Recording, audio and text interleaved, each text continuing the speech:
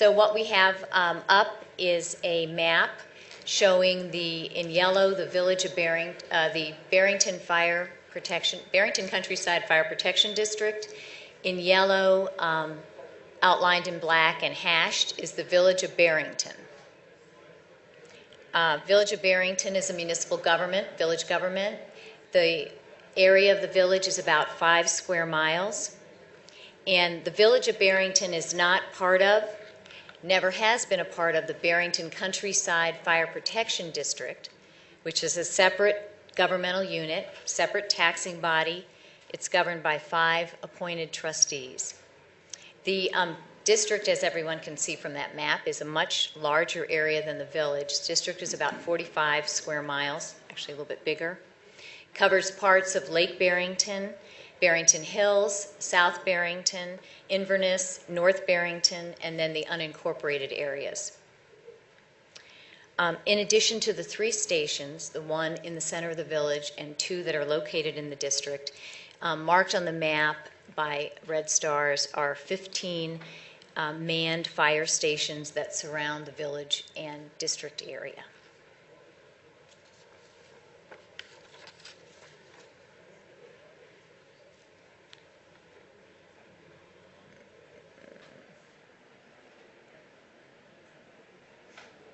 Okay.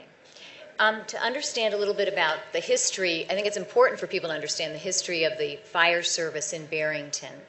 Prior to 1994, there were paramedics who were employees of the village.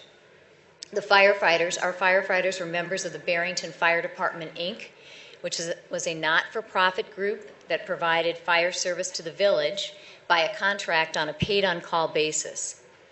And pursuant to an agreement that the village of Barrington had with the Barrington Countryside Fire Protection District, we refer to it as an IGA, an intergovernmental agreement, the village provided fire service to the Barrington Countryside Fire Protection District.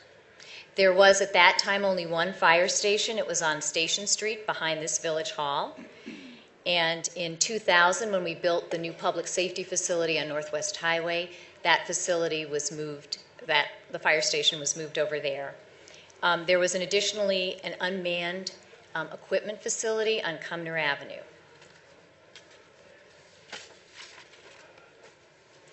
In 1994, the village decided to employ full-time firefighter paramedics and to create the Barrington Fire Department.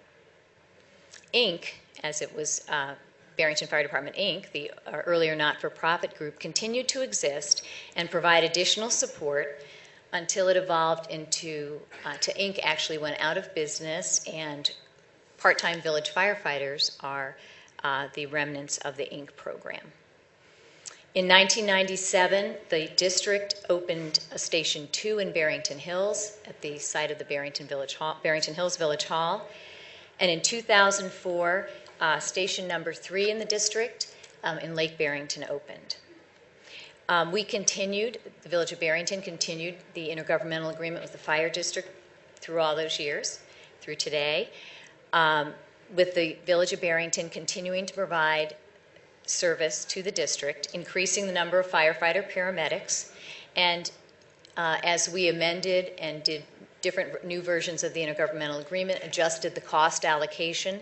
At one point it was 50-50. Currently, the district is paying 2/3 of the cost with the 2 stations, and the village pays 1/3. In 2012, the village and district, in discussions that we were having, the district asked the village to hire 7 additional firefighter paramedics and offered to serve in the district stations, and offered to pay 100% of the cost of those additional firefighter paramedics. The village questioned the need to add the 7 firefighter paramedics, given that there were only 1.8 calls a day at Station 2 and 1.4 calls a day at Station 3. That structure fires were rare, and that there were no fewer than 6 responding departments to any structure fire that we had in 2011. The same would be true for 2012. In a large structure house fire in the fall of 2012. There were 16 departments that responded. And also last fall there was a barn fire in Barrington Hills. There were 30 departments from the area that responded to that. So we have good response. The Village of Barrington currently has a workforce of 38 sworn full-time firefighter paramedics in its Barrington Fire Department, full-time employees in our department, to serve the village and to provide the service to the Barrington Countryside Fire Protection District pursuant to that IGA, that intergovernmental agreement. The district has been considering adding another fire station in the district in the future. So the village is reluctant to add 7 firefighter paramedics now and then additional staffing for a new district station in the future. Despite the district saying that it will pay 100% of the current costs for employees, the village has to consider the legacy costs of the employees for the village taxpayers.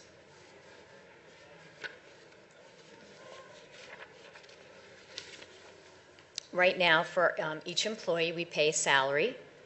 We pay for health insurance, and health insurance can range in cost from 7.85% to 24.65% of the salary cost, depending on whether it's a single employee or you have the family plan or what have you.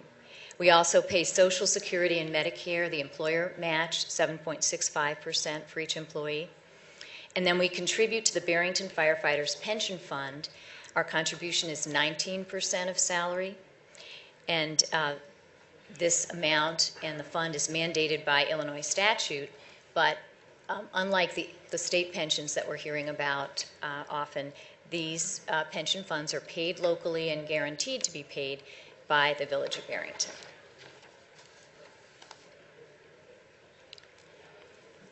So about the pensions, the legacy costs that pensions present to us.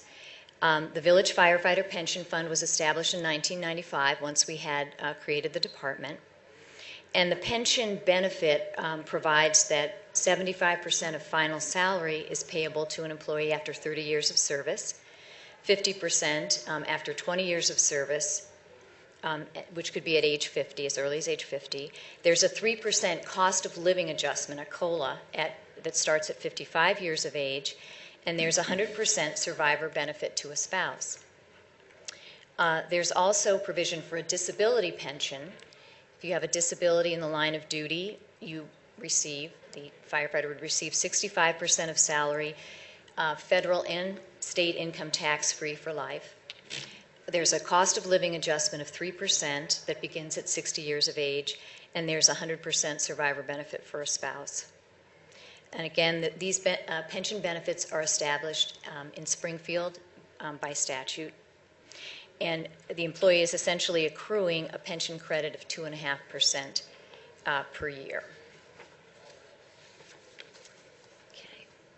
This chart represents what's been happening in the Village of Barrington pension fund. Our pension funding levels are decreasing despite increasing village contributions. And employees contribute as well to the fund, but I'm looking at it, we're talking about it now from the perspective of what's happening in the fund and what we're seeing. And you can see from 2007, when we were 101% funded and contributing, our annual contribution that year was $494,909. And that was actually 23.79% above what our actuary said we needed to contribute to the pension at that time to fully fund it. And you can see, if you can read those numbers, that our funded ratio has now declined in 2012 to 78.89%, despite the fact that we've gone to an annual contribution of $623,000. And that's still 100% of what the actuary is indicating we should be contributing. So despite increasing amounts of money, 26% increase in the amount we've contributed in those over those 5 years, or 6 years, we are now at only 78% funding. That's the problem. Okay, another legacy cost that we are thinking about, we have to consider as the village, is something called the PSEBA, or the Public Safety Employee Benefit Act, another Illinois statute law that requires that the village pay health insurance for an employee and spouse and minor dependents when that employee is catastrophically injured when on duty and responding to an emergency. And the Illinois law doesn't use the federal standard for a catastrophic injury. Under federal law, catastrophic injury prevents somebody from being gainfully employed again. In Illinois, merely having an injury that prevents you from serving as a firefighter or paramedic in the future is considered a catastrophic injury. The PSEBA costs, or these health insurance costs then, are paid from the village's general fund, not out of the pension fund, but clearly a cost from the general operating budget of the village. Currently, we are incurring a $60,000 a year cost to pay PSEBA benefits due to the catastrophic injuries that have occurred. PSEBA injuries can cost the village more than $750,000 per employee over a lifetime, depending on the age of the employee and when the injury occurs, so how long they'd be on it. Okay, what our experience has been on this legacy cost issue since 2006. I would say our last intergovernmental agreement was actually negotiated in 2005, just for frame of reference. Since 2006, our pension fund has one retiree drawing benefits, and we have 6 disability pensioners. In one disability pension case, a firefighter paramedic earned almost 7 years of pension credit, so 7 years, contributed a total of $36,130 to the firefighter's pension fund. And now this pensioner, this is a disability pension case, and this person is being paid $47,579 a year for this duty disability pension. And that amount will be paid every year until the employee and his wife pass away. 3 of the 6 disability cases are receiving that PSEBA benefit, and none of the PSEBA injuries would have met that federal standard of a catastrophic injury, preventing future gainful employment. So a very real concern for the village is the legacy cost impact on the village taxpayers. The village taxpayers bear the risk of all of the legacy costs for a very large workforce, a much larger workforce than is needed just to provide service to the village. Should the Countryside Fire Protection District choose to not renew the intergovernmental agreement, which has been their choice at this point, or at any point in the future had they done that, the village taxpayers are solely responsible for paying these legacy costs. The district doesn't have any part once it's ended its agreement with us. And this isn't something that we just kind of thought of happening. In 2009, everybody in this room probably remembers that the Village of Barrington provided police service to the Village of Inverness under an agreement with Inverness. And of course, in our police department, we had staffed up in order to provide that service to Inverness. Inverness in 2009 decided, in 2008, 2009, decided that they no longer wanted to buy the service from the village and made other plans, and that was the end of our agreement.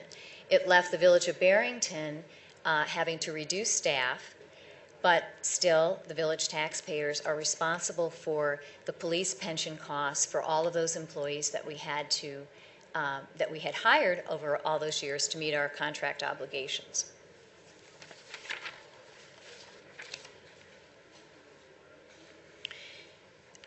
As the Countryside Fire Protection District terminates the agreement and chooses to have its own workforce, it allows them, and you've heard them talk about this, control their own destiny and add staff and purchase equipment as they desire to, as they see fit to serve the district.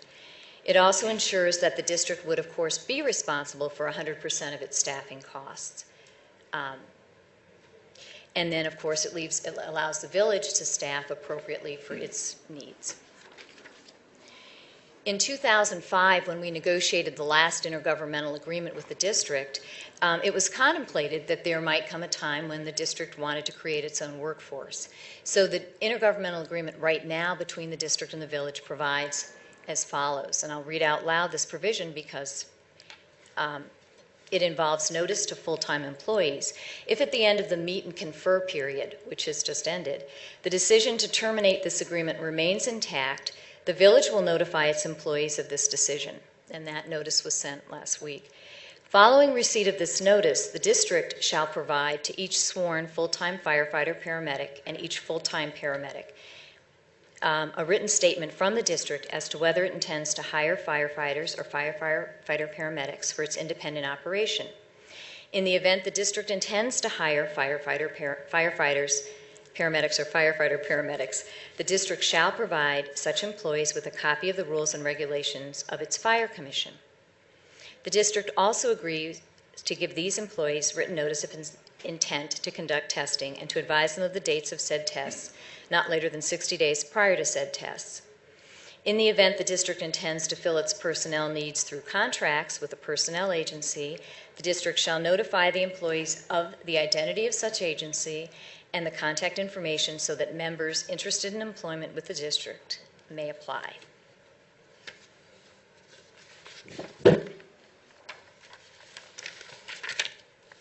Currently, the district has a request for proposals on its website, and we understand it may be looking for a workforce of 30 to 33 folks, increasing the number of firefighter paramedics serving the area as of January 1.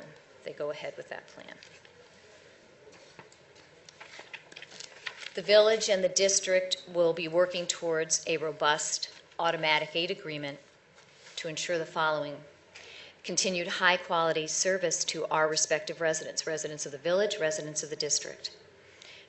We would have the same 911 dispatch. These are some of the points that would be included in an agreement.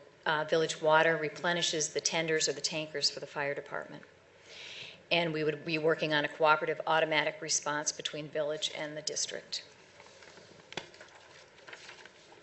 The win-win of this plan is that there's an increased number of firefighter paramedics in the area as the district has requested and wants. The district is free to purchase the equipment it desires and to make the management decisions suited for its area. There is cost containment and proper allocation of costs between the district and village. And there'd be a continued cooperative, synergistic working relationship for the village and the district, which allows each of us, district and village, to meet our safety and financial obligations to our residents and our firefighters now and in the future. Thanks.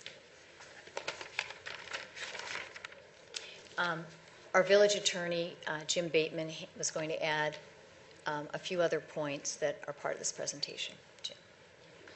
I know there's been questions relative to a consultant report. The village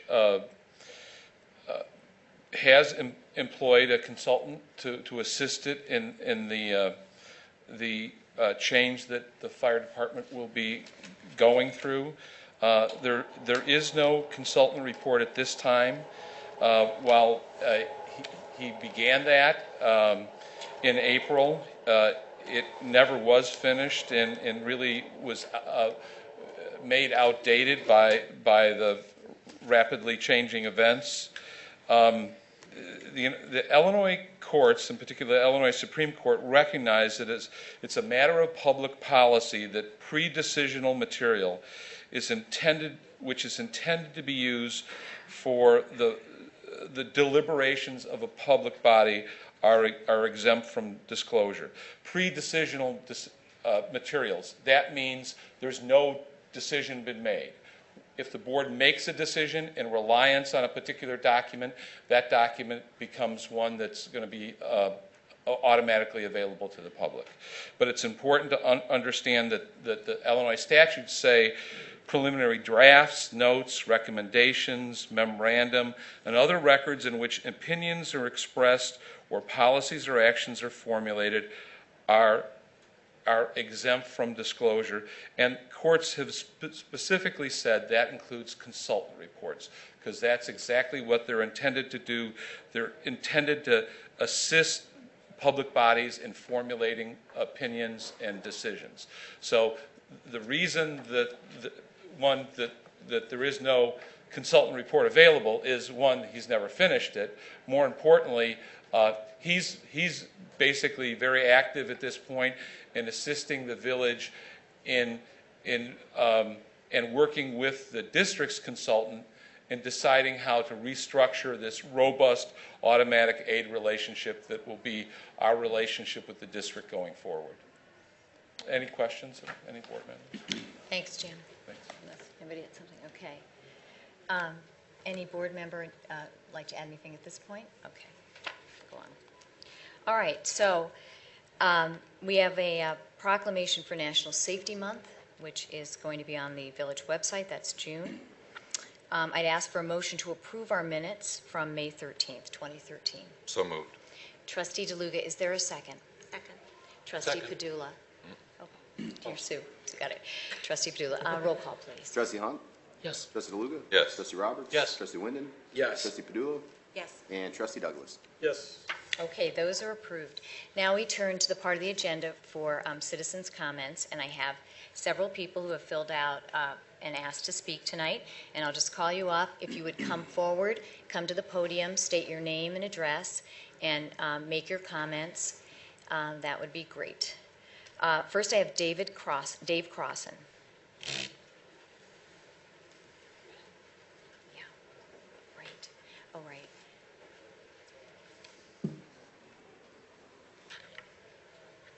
Good evening. I guess this is in regards to the fire department. You emailed me the other day, which I appreciate your quick response, and you did cover some of the points that I addressed in my email. I brought the email with me just to make sure I didn't forget anything. I just wanted to be sure on the structure of the future of our fire department service going forward and what that's really going to be, because in my experience, I think it would be due to the safety of my family and my business. I would rather spend more money on having one consolidated fire department than having two separate ones, and I just kind of would like to get an answer as far as how that structure is going to be and how it's going to really affect me. I know you put some of it up there, but I think it's got to go a little bit deeper than that. Okay? Okay? Right. Here, let me explain how public comments work. I'm going to sit down. Yeah, thank you very much. Thanks. And thank you for asking.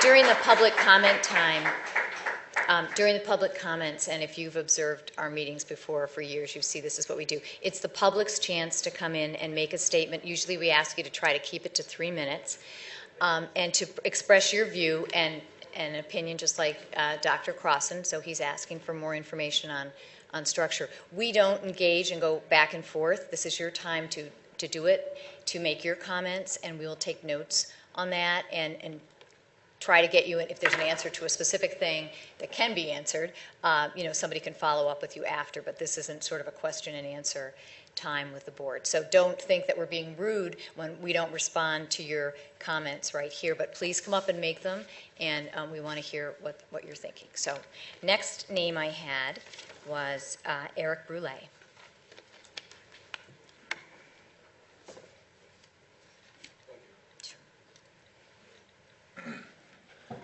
My name is Eric Brulette. I have the honor of being the elected representative of 33 members of the Barrington Fire Department. I'm speaking tonight on the behalf of the members of the fire department, firemen, paramedics. At the same time, I'm speaking in the best interest of the residents we serve. President Darch, I appreciate you putting together that presentation for everyone today. It's nice to hear that there's some sort of direction. We haven't heard anything yet. So it's nice to hear that there's some sort of direction. We also now know that this is basically pension driven, and also that there is never going to be an intention to disclose the results of the expert report that these taxpayers have paid for. We're the Barrington Fire Department, and we are the Barrington Fire Protection District. We provide the highest level of service to the residents of Barrington in the most cost-effective manner. During a time in Barrington when public safety conditions could drastically change, we ask questions like, what course of action is in the best interests of our residents of Barrington? What is the future of the fire department? Why is the public unaware of this potential change in service? How will our residents be affected? Does the village board know what the impact of this major change will have? There are a lot of questions being asked, but unfortunately our village board is not providing any answers. When will our residents' questions be answered? Village government is a position held to serve the best interests of the residents. The Fire Protection District Board of Trustees has stated that they want to add service and staffing, as you saw here tonight, to the current fire department, and that they're willing to pay for 100% of the cost. The request was denied by the village board. What could be the downside of more service at no cost? Like the village, the Fire Protection District also has used taxpayer money to commission a consultant report on public safety. The difference is they have a policy of being transparent with the public concerning reports, plans, and information of the residents. Currently, we have 5 nursing homes in the village of Barrington and only 1 ambulance readily available at our village station. Certainly this will not be the new model of the fire department. Our retirement community is expanding and their population is growing rapidly. Our level of public safety should reflect that. We have 2 major train lines running through town. We have numerous 2-lane highways. We just had a freight train collide with a semi a couple of weeks ago, a call that would not be handled well by a 1-station department. The consolidated fire department structure we have now shares costs, shares personnel, equipment, administration, HR, insurance, liabilities, and it shares pension costs. You heard the board state tonight it pays 2/3 of the costs. The cost to provide a similar level of service from 2 separate fire departments will be astronomical. We all know concerning cost efficiency and the level of safety service provided to your residents, the best outcome is to stay together. We are one Barrington Fire Department.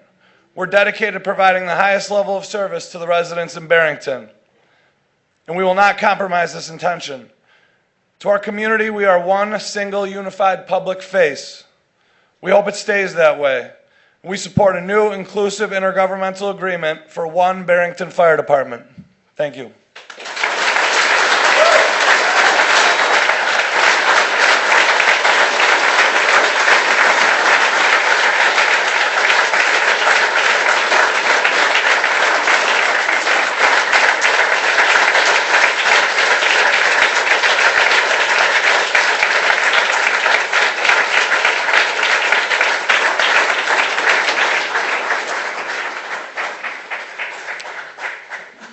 Thank you, Eric. Shar McClear.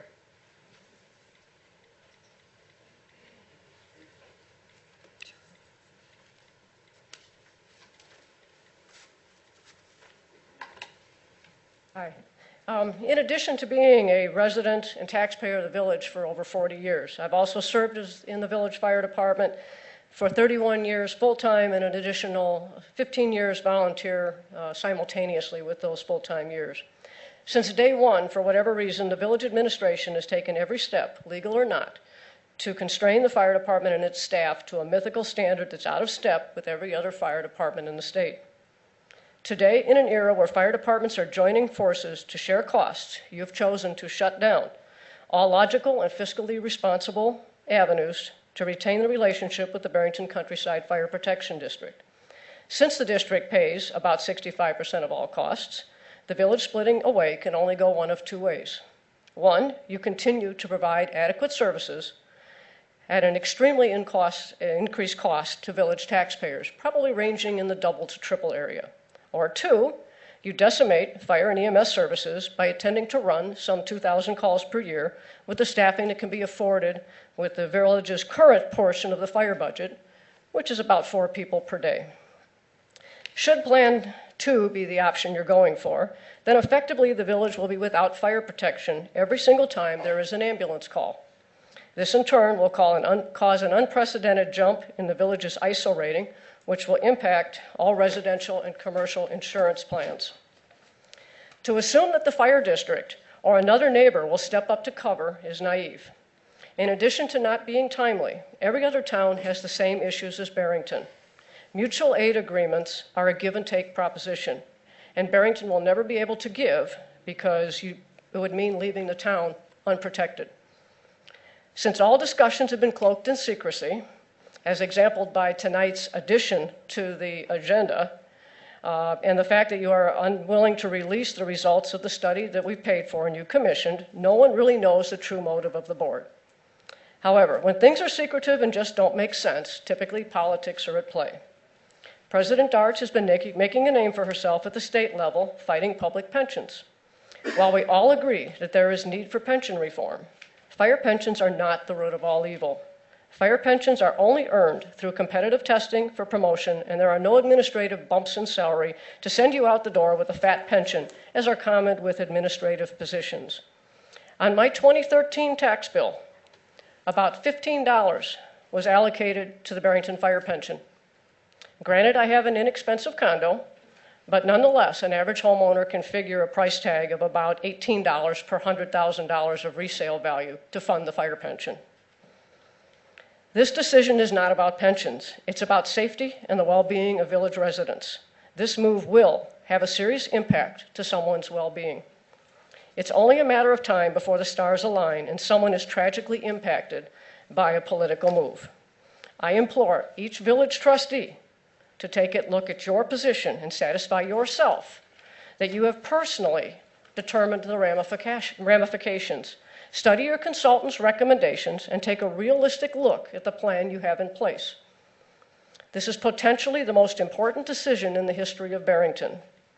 Please remember that in addition to being responsible for this decision, each and every one, you, your property, and your loved ones, will be among those placed at risk.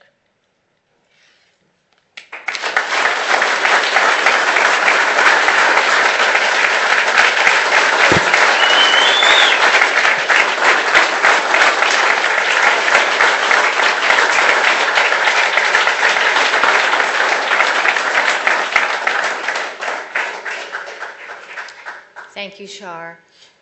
Michael DeLillo.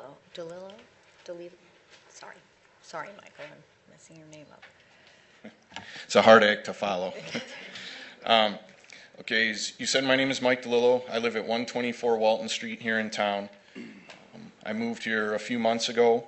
Part of the reason I moved here is because of my knowledge that my family and I would receive excellent fire and emergency services from the professional firefighter and paramedics of the Barrington Fire Department. To allow this split of the village and district would jeopardize the safety of residents and reduce the protection afforded the village. While other taxing bodies are consolidating to save costs, you would be separating from the combined services that have been provided for many years. The separation will lead to an increase in taxes as well as an increase in insurance costs to homeowners. Right now, Barrington and Countryside are both rated in ISO Class 5. There is no way that this rating will be sustained if a split occurs. Currently, the district pays for 2/3 of the fire department service and is the second and third response crews for ambulance and fire calls in the village. Living so close to the village station, I know that they are out several times during the day. And if the split occurs, there will be nobody in those stations after that first call. The problem that I have is I foresee a decrease in service and an increase in costs lying ahead for myself and all residents of the village. I'd like to know what you believe the benefits will be to the residents of Barrington if you dissolve the current agreement with the district, and how you plan to staff the village station once this split occurs. I feel, as everyone here tonight does, that the residents deserve answers to these questions. Thank you very much.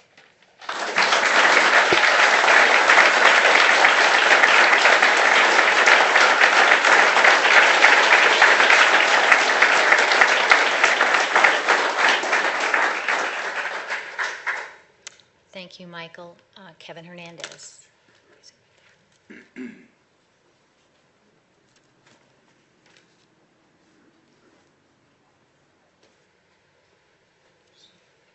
Good evening, everyone. My name is Kevin Hernandez. I live at 210 Castle Court. been a resident here in Barrington for 14 years. I'm proud to say I'm a resident of Barrington. Barrington's a wonderful place to live, to grow, bring a family. In fact, my daughter was born here in Barrington. She's a native of Barrington. She was still in my wife's belly when we moved into our house at 210 Castle Court. You know, it's easy to be a board. It's easy to be a business person and put everything into dollars and cents. If I learned anything over the 14 years here in Barrington, everything's not about dollars and cents. If you look around this community, great things are done every day. The Relay for Life is one example. When there's a sick child, the community rallies around that. So is everything here about dollars and cents? Is it what we can save? It's what the district wants. Do we need to point fingers and say they want it, we don't want it? Or here, these dollars make sense and these dollars don't? That's not why I moved to Barrington. I lived in Roselle prior to coming to Barrington. I moved to Barrington because Barrington was where I was going to stay for the rest of my life. So as we're putting numbers up, and as you folks are looking at those numbers, and even though they make sense, and even though the most ardent accountant would say, yes, you're doing everything right, don't forget that you're residents of this town, this wonderful village that we live in, and sometimes things aren't always about dollars and cents. They're in the intangibles, they're people's lives that follow those decisions. So as you're contemplating what is happening, maybe there's a chance to look across the aisle at the district and come up with something that's beneficial for the village and for the district, work together, and keep Barrington what it is. A community that anybody would be proud to move to, and a community that anybody would be proud to stay. Thank you.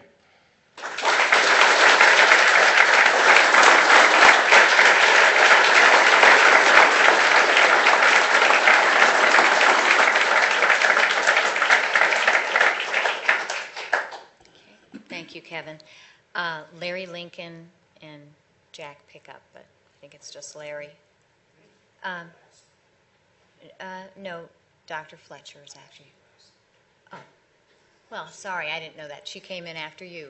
Dr. Fletcher, do you mind going first, and then we'll call Larry? Okay. Joanne.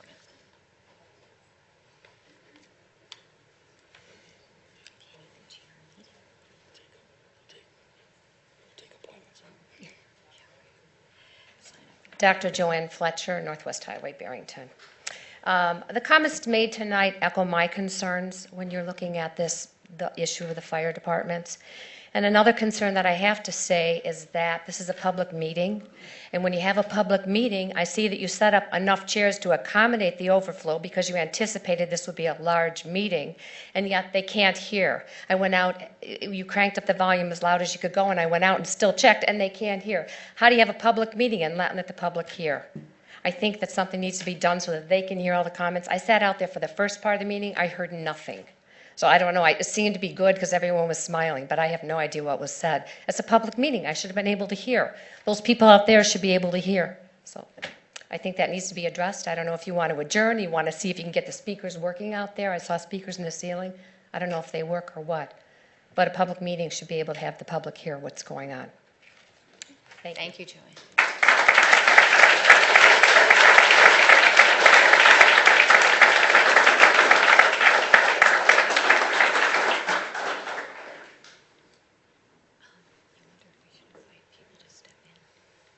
Put on my reading glasses so I can actually see.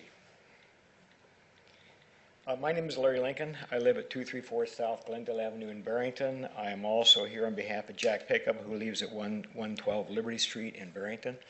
I've been a resident of Barrington since 1964. When I first came, there was one fire station. They were all paid on call. We had a siren that went off, and we had blue lights and no paramedics.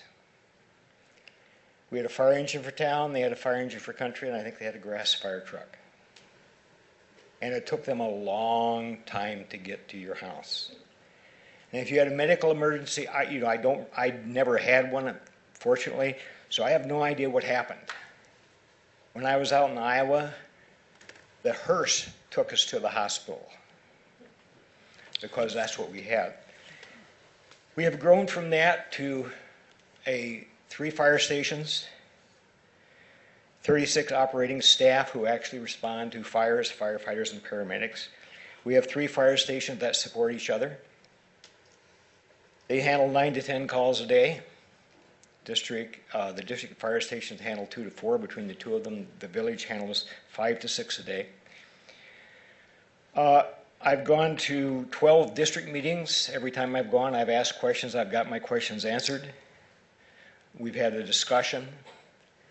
The village has put attorney put a gag order on the meet and greet, and so I have not been able to get any information except from the village. I assume the village, or from the district, I assume the village has said no because the district is continuing the process of separating.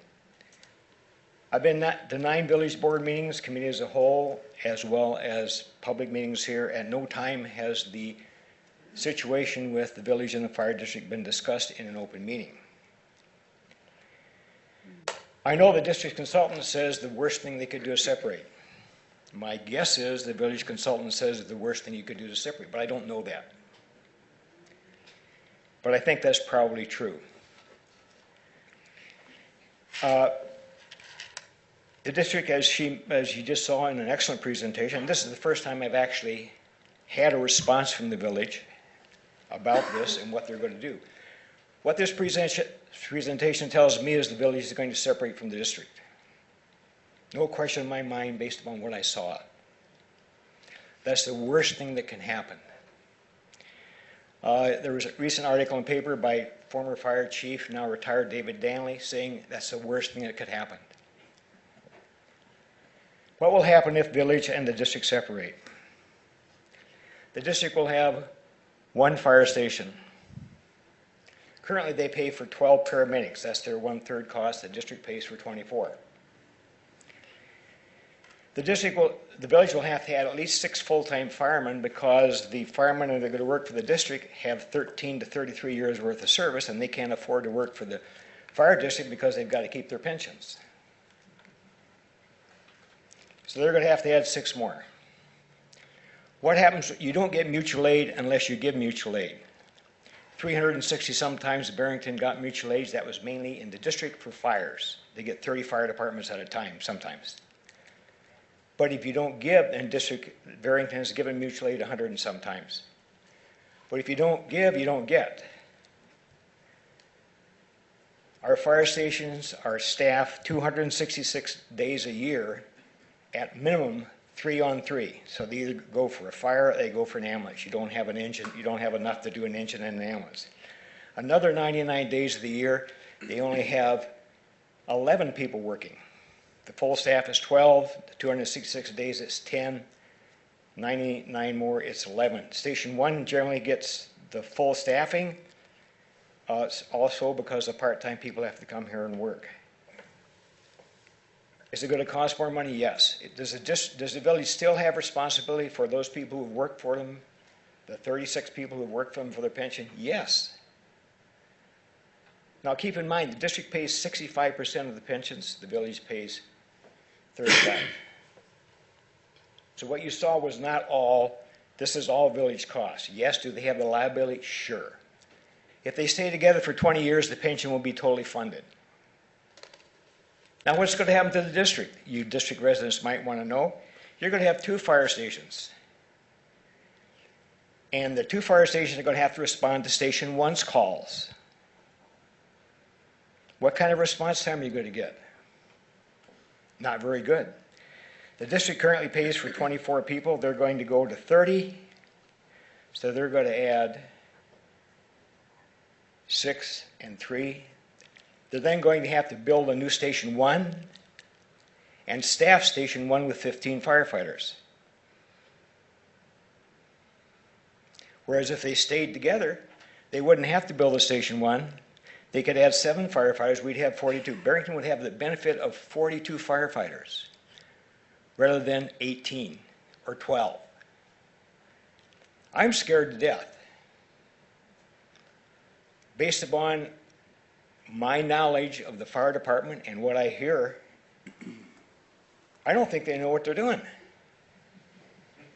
I'm sorry to say that. I mean, I've said to this board, I've said to Jeff Lawler, go do a ride along with the fire department. I've ridden along with the fire department. I've ridden along with the police department. They're amazing. Does the village get good response from its residents? Yes. When they call, the fire engine comes. When they call, an ambulance comes. They get response. I've been in the hospital twice at 2 o'clock in the morning for life-threatening situations, and the paramedics came, and I apologized for waking them up at 2 o'clock in the morning. My wife went once with the paramedics. Fortunately, I've never had a fire. The question is, the district is going to go, apparently the contract, and the question is, are they going to have, for those of you who are district residents, are they going to have written tests? Is the district trustees going to orally interview these people like the village does? Are they all going to be either from the fire academy or equivalent training? Are they going to have a polygraph, a psychological, and a background check like we do here? You have the finest group of young men and women that you could ever ask for. Why you would want to mess with this, I don't understand. I cannot understand it. I cannot in good conscience. As my English law gentleman who is wise, reasonable, confident and practical, I don't understand. This is the first time I've actually gotten any information back from you in 9 months worth of meetings. I just don't get any feedback. Do I get my 3 minutes for Jack too? Yeah, you're way over, but Okay. Maybe you should try and wind it up. I will try to wind down, but I'm really scared. I really am. None of you have ridden with the fire department. None of you have talked to the assistant chiefs. None of you have ridden with your police department. Your consultant didn't even talk to the assistant chiefs. That's amazing. Why would your consultant not talk to the assistant chiefs? I don't even know if he talked to the fire district or saw the fire district report.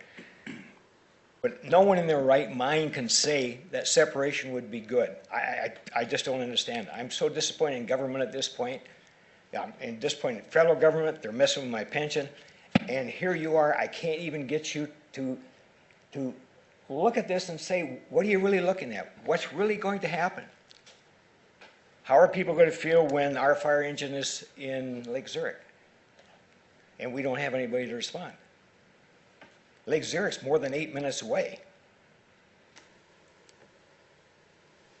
Are we not going to do mutual aid? If we don't give it, we don't get it. Is Lake Zurich, is the fire district going to be happy to help you out all the time by separating? I don't think so. Shame on you.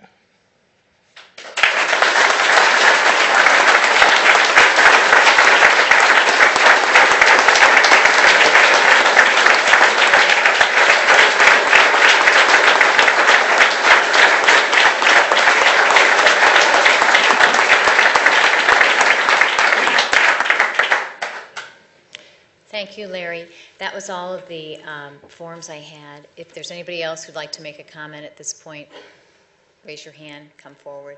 Yeah.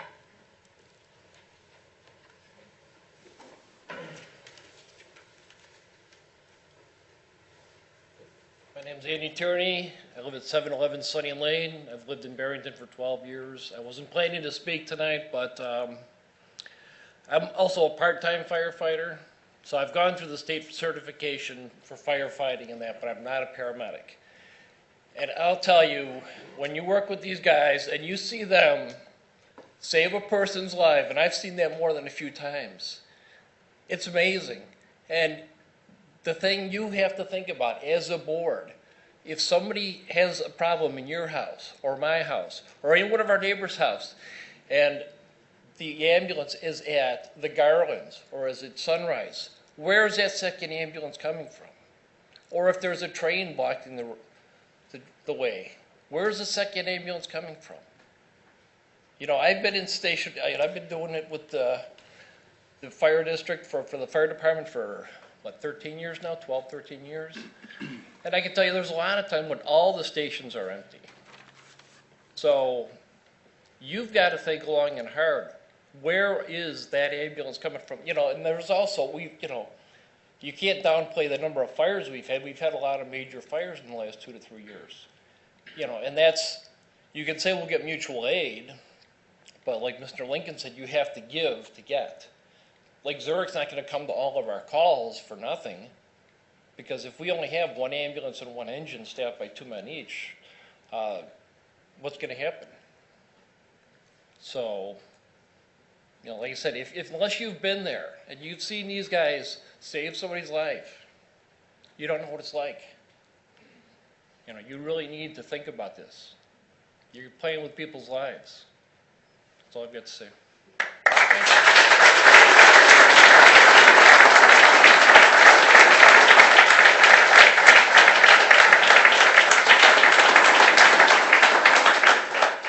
Thanks very much. Is there anybody else?